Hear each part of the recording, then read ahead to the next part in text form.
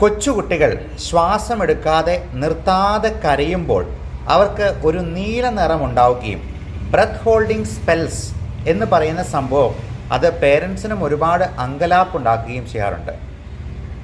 നേരത്തെ ചുമച്ചു കഴിഞ്ഞ് അറിയാതെ ബോധം കെട്ട് പോകുന്ന കഫ് സിങ്കോപ്പിനെ പറ്റി ഞാനൊരു വീഡിയോ ചെയ്തിരുന്നു.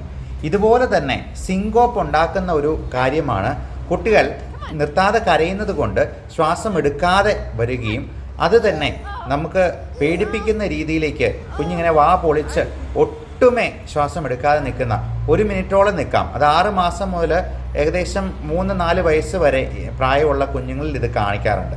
അപ്പം ഇങ്ങനെ വരുമ്പോൾ അറ്റൻഷൻ ഡൈവേർട്ട് ചെയ്യുക എന്നുള്ളതാണ് പേരൻസ് ചെയ്യേണ്ടത്.